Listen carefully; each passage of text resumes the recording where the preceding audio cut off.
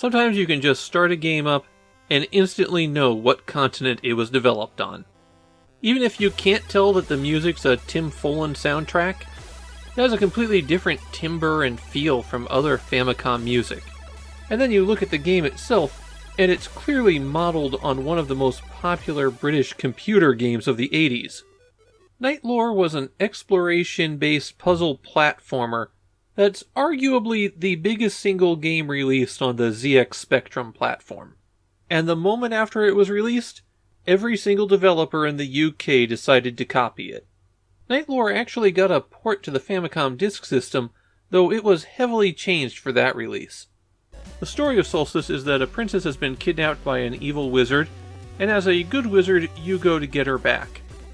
To stop the evil wizard, you have to collect 6 staff pieces that are hidden throughout his fortress. The controls can be a little bit awkward at first in Solstice. You're limited to 4 cardinal directions, but the perspective is rotated 45 degrees.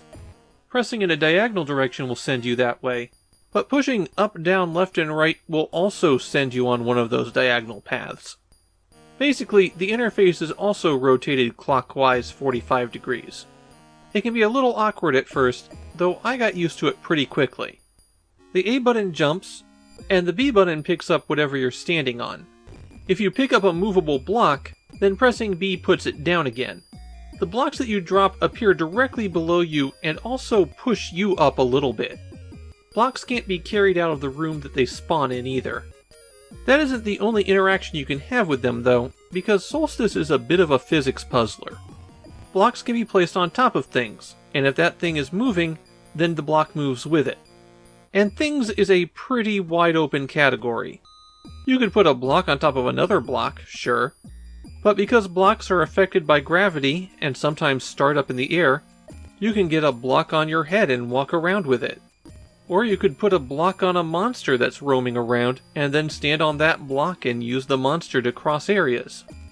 The key to understanding any of the puzzles in Solstice is that a lot of these objects will move, and some of them move by very peculiar rules. There are blocks that will slowly go down if you step on them, tiles that are moving platforms all on their own, glass-like tiles that will vanish after you step on them, invisible tiles that will only appear if you jump on them. There's plenty of other items for you to pick up as well. Getting a key, for example, unlocks a feature in a room. This first one makes blocks appear in a distant area. The magic boots double your jump height permanently. Your jump goes a lot further than you might realize at first, too, so those boots can get you a lot of mobility. The wizard hat gives you an extra life.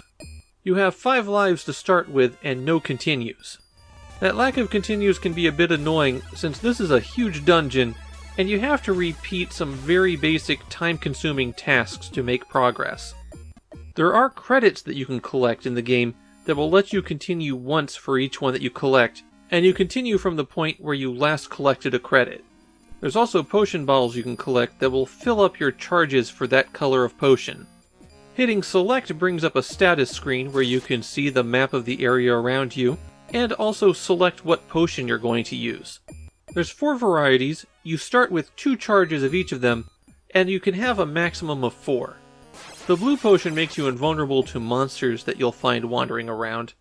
That can be useful if you want to ride on one of their heads. You can still be hurt by spikes though. The green potion reveals invisible blocks. They're always there though, so after you've used a potion in a room once, you can just jump to the spots where you know the blocks are. The yellow potion freezes any falling objects in place. A lot of times objects will start in the air when you enter a room and then fall, and you can use this to lock them before they descend too far. It'll also halt the blocks that fall down when you step on them. The pink potion destroys all of the sprites on the screen except you. All monsters go away, but also any movable blocks or items that you can pick up. Leaving a room and re-entering it fully resets everything, so it's tough to get stuck. For the most part, the monsters move in very set patterns, usually in a way that you can figure out how to use them to get through a room. Keep an eye on the trolls in particular. Their movement patterns tend to be based on bouncing off of corners, and so they're very manipulatable. The dungeon itself is not a straightforward 2D affair. You'll find places where you can ascend up through the ceiling, or fall down through holes in the floor. The area to explore is absolutely enormous.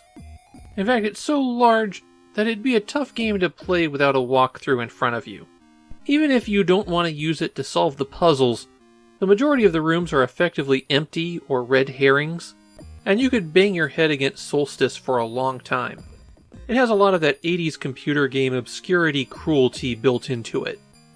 In Japan, Solstice isn't well remembered, but it definitely picked up a cult following. It's unlike anything else on the Famicom, and some people responded to that.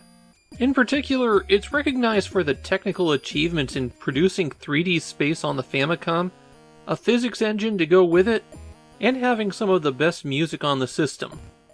My own opinion's a bit more mixed. Solstice has the same problem that a lot of these isometric games do. You really can't tell something's position in space just by looking at it. You might be able to make a good guess, but the room design really doesn't help push you to know how high things are off the ground. On top of that, the hiding places for the wand fragments can be really frustrating. Solstice is a very clever game, it's technically impressive, but the scale of the game can make it feel a bit too frustrating to play, especially with the severely limited continues.